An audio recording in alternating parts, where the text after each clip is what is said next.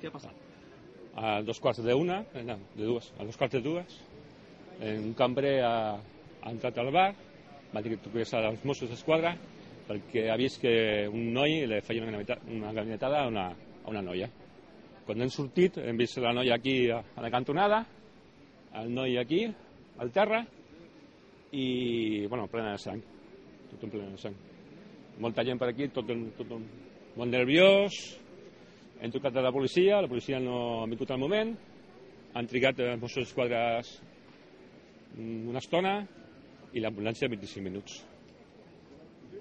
Venga, yo estaba trabajando aquí en terraza y a un momento me he oído como un perro gritando y resulta que estaban dos niños corriendo aquí por arriba, que he visto un pareja, venga, yo creo que es su padre y madre, que el padre mataba a su madre delante de sus ojos.